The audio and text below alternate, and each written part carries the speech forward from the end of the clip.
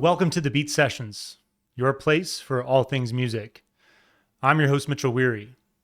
Let's talk about Garbage and their record, Let All That We Imagine Be the Light. They released that on May 30th. This is the 8th studio album for the legendary Rockers and their follow-up to 2021's No Gods, No Masters. Written and recorded through the pandemic, No Gods, No Masters is a record that saw this band double down on its reputation of social critique, which I think was fairly common for most bands releasing albums at that time. And Shirley Manson delivering some of the most intense and scathing lyrics to date and a sonic experience to match that. Let All That We Imagine Be the Light finds this band moving into more optimistic terrain, despite opening with a song entitled There's No Future in Optimism. In the album's press release, Shirley discusses that the idea behind the making of this record was, quote, that when things feel dark, it's best to try to seek out that which is light, that which feels loving and good, end quote. Shirley was recovering from a hip replacement surgery through the creation of this record, while also dealing with the chaos of the outside world, just like the rest of us. And I think that that is ultimately what makes this album so relatable for the listener. It doesn't take that big of a dive into history to realize that the world has always existed in a constant state of turmoil. And there's no denying that the advent of social media and the ubiquitous nature of news coverage has exacerbated all of this. And I think I speak for most of us when I say that the constant inundation of the brutality of modern society is just absolutely exhausting.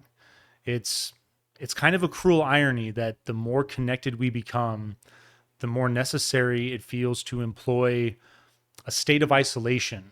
It almost kind of functions as a coping mechanism to maintain an inkling of happiness, or to even just allow one to focus on their own life. And I think that that's where the brilliance of this record lies. And I would argue that it's not the byproduct of any type of privilege or luxury or anything like that. I think it's about learning to perceive the world for what it really is. And in that process, focusing your efforts on the things that you can control in your immediate vicinity. I mean, there are countless people all over the world that are, through no fault of their own, forced into a life of constant turmoil. But there's a damn good reason that the overwhelming majority of these individuals don't give up, and they continue to fight on, to keep striving for a reason to live. It's happened a lot recently on the channel, but I keep alluding to Alan Watts. And maybe I'm oversimplifying his perspective here, but I really think that the meaning of life is just to be alive, to find a purpose every day. And I know that some of you might disagree with this opinion, and I would love to hear from you in the comments. But ultimately, I think that the ability to find and maintain happiness is having purpose, and modern life has stripped that from so many of us. I think the comforts of modern life are an illusion. Existence has always been about survival, and that mindset has been lost amongst many societies with the advent of the modern age. It's kind of brutal, but it's embarrassing how spoiled we are, how oblivious we are to the fact that we are just a few generations removed from the average family being self-reliant, growing their own food, making their own clothes, literally waking up every day to ensure that they have a tomorrow. We all face hardships, but we all possess the ability to cultivate a mindset that cuts through the negativity, that cuts through all the darkness, and shines a light not necessarily on hope or optimism, but simply on being thankful for the blessings that our lived experience brings us day after day. I've been diving into the Ender's Game series quite a bit recently, and there's a great moment in Shadow of the Hegemon where Ender's mother is speaking to Bean. And in their conversation, she says that the grief is the joy. And she's referring to the painful dynamic that she has with her children, particularly her eldest son, Peter. For those of you who are familiar, we we feel pain because we love. And to Shirley's quote, it's best to try to seek out that which is light in the world, that which gives us this sense of happiness. And so, Let All That We Imagine Be the Light explores this theme through a sonic landscape that definitely continues to demonstrate why Garbage has always been one of the most unique bands out there. I think that after all these years, it's incredible. It's still the same four individuals from this band's inception, and their chemistry is irreplaceable, especially with the way that they were forced to approach the creation of this record. It almost kind of feels like they took a page out of the book from Tool as far as the way that they bring together records, but this certainly was not by choice. Through the creation of this record, Shirley was healing from her surgery, and so Butch, Mark, and Duke created the music and then sent it along to Shirley so that she could write lyrics and compose her vocal melodies. And there are some great hooks on this record, many of which are light, hushed, and vulnerable, and it falls right in line with her style. Bandmate Steve Marker cites singers like Patti Smith and Chrissie Hynde as influences that initially drew him to Shirley's effective contralto. And I think that all of these tracks showcase that depth that she has displayed over the years. And I love the double tracking on her vocals as well, which I think that more than likely comes from Butch, but it it gives them the needed strength that they need to navigate these desolate soundscapes that they've created.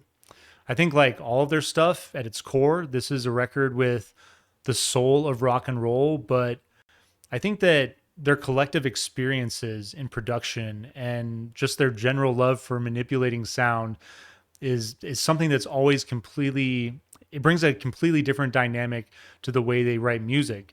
And this album continues that trend in my opinion. There's this massive industrial pop influence throughout this record with compositions that harbor this brooding sensibility, but it's complemented by the contrasting vocal performance of Shirley. And I think that, she succeeds admirably in digging through the murkiness of life through these lyrics to ultimately find that which is worth living for. And I also love the elements of gothic rock at play here on this record. There's also influences of punk, electronic, and funk music. And it honestly reminds me a lot of The Cure, and not just a specific record, but everything that they've done throughout the entirety of their career. This is a pretty well-known outfit, but I would say that Butch Vig is arguably the most visible figure behind Shirley, with production credits on albums like Nirvana's Nevermind and the Smashing Pumpkins' Siamese Dream. But kudos to Steve Marker and Duke Erickson for what they bring to the table as well. I think they always have, and they continue to carry their own weight on Let All That We Imagine Be the Light. Their dynamic is crazy through the triumphs and arguably through more failures in those early years of collaboration. These three guys have found a way to distill all of their shared experience into an entity that continues to thrive 30 years later, which you just don't see happen very often. It's really cool the way that Butch met Steve while they were going to school, and then they co-founded Smart Studios amongst many other ventures, all while Butch was involved with Duke Erickson playing in Spooner and then later in Firetown, which Mark helped with as far as contributing production. And I think it's fantastic the way that they've continued to rely on one another as their music careers have blossomed over the years. And you can feel that energy pouring off of this record. These guys are excellent musicians, but I love their modest playing style, which truly seems to embody a philosophy of whatever instrument you're playing, that instrument is there to serve the song. That is its purpose.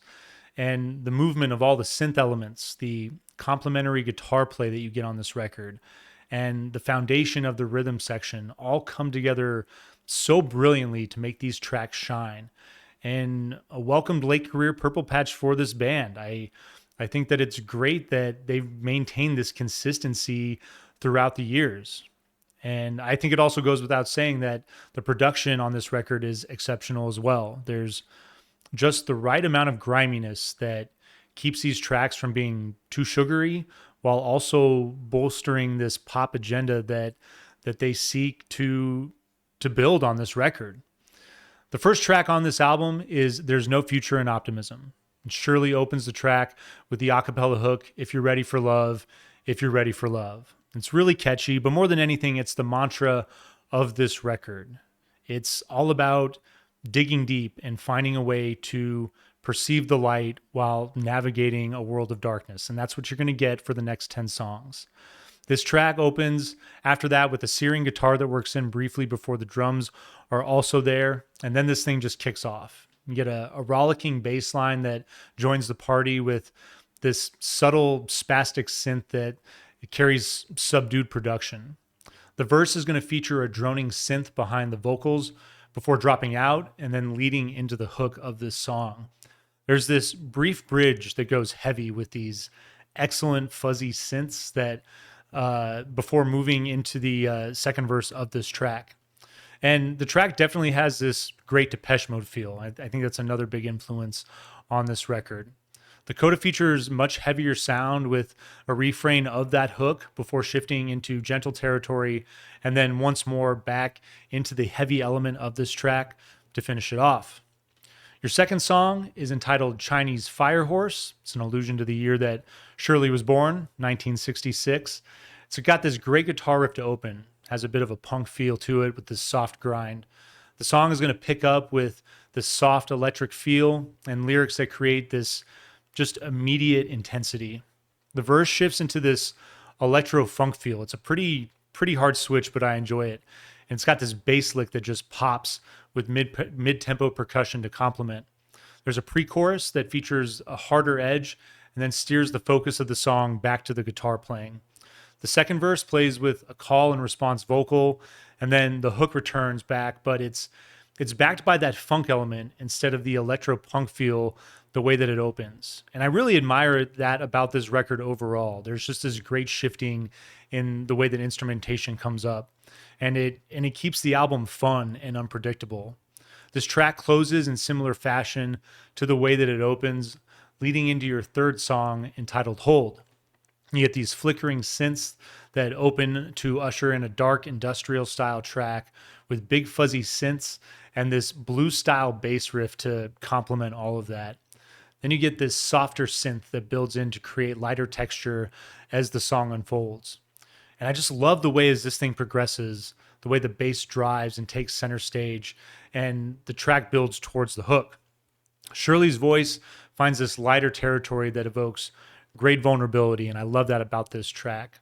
The hook, it's going to stay grounded in that blues riff, and there's also this middle eight that takes hold. It's going to feature this soft acoustic guitar, light drumming, and another droning synth element that works in. The guitar drops but builds back in after a few bars before all of this, and then I love the texture that it adds to the bass-driven pre-chorus before closing on that industrial-style hook. Your fourth song is entitled Have We Met the Void. It's going to open with this staccato synth with the kind of like sci-fi bubble element to it. And then it opens with this other synth that creates this nice backdrop for the track. There's a prominent droning synth that's fuzzy and other laser-like textures that are going to ripple in and out of this track as it builds.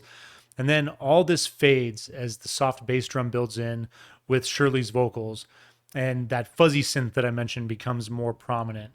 It's an atmosphere that's sinister and almost formless if it wasn't for Butch's bass drum. I love that Shirley's vocals are delivered in a hushed, raspy whisper as well. Get this wavy synth that's going to build in as the drums continue to develop, leading into a pre-chorus that finds lighter piano notes with a gentle reverb. This thing smolders in its slow build, and I love the way that the guitars work over all of this. Then the music shifts. It shifts just abruptly into formless minimal territory, focused on Shirley and this light piano with the softest touch. And there's almost kind of this like vacuum. It almost kind of sounds like the sound of space that's in the backdrop. It works back into the intense section of that track momentarily before shifting into another verse with that fuzzy synth and soft percussion. The track goes big once more into the coda with the addition of great complementary guitar play that doesn't do too much, but it does just the right amount. Your fifth song is entitled Sisyphus. I think this is an album highlight. Get this sharp tremolo strings that open with more haunting string elements that just create this eerie mood. Got this big light vocals that hit from Shirley and synths to match, driven by soft propulsive bass drum that has a breakbeat quality to it. Flickering synth textures build to carry this track, along with an ethereal droning synth element that is going to play with these fun tonal shifts. That drone element drops in the verses, but eventually will work back in during the chorus. This is an intensely personal song, given the hardship that Shirley experienced after recovering from her hip replacement. She sings, "The little body of mine is going to make things right." And it's also got this gentle call and response harmony that I really enjoyed as well. The bridge is going to make this subtle melodic shift before moving into formless territory to focus on her vocals. And it's going to appear once more to finish this song after that final round of the chorus. Song number 6 is entitled Radical. It's got this unique string-like layers to open. It's almost as if you could modulate a guitar to sound like a piano. I really love the effects here in the opening of this track. Get this breezy acoustic guitar and mid-tempo rhythm that support a central electric guitar that plays this simple riff over this droning reverb effects. You get this rhythm that's going to take over as the verse starts with an eerie synth element that works in, and then guitar textures that build back in, those ones that I previously mentioned. And they do a lot of work without really doing much on their own. It's very well done.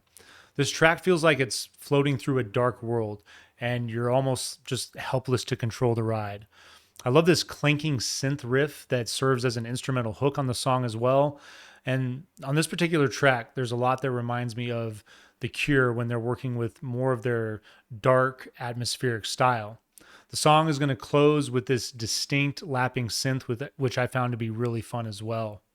Your 7th song is entitled Love to Give. Fades into this soft electric drum element and wavy synths. And then the beat, I love how strong it is, backing Shirley's vocals as light droning synths and this other darker shuffling synth play works around in the backdrop. The chorus takes off with a rock and roll inspired boost that just feels so quintessentially garbage. Got this great riff that serves as a bridge into the second verse, which features a staccato string element. And then the track is going to take a shift into this light, airy bridge with harmonies to match before reverting to that rock and roll feel to close this thing out. Your 8th song is entitled Get Out of My Face, aka Bad Kitty. It's going to open with some reverb guitar, and that's soon joined by Shirley to usher in this gothic, grungy track that is intense and propulsive. I love the energy behind this song. The first features gentle vocals with pulsating bass and a great guitar riff that serves as a bridge between the verses that follow.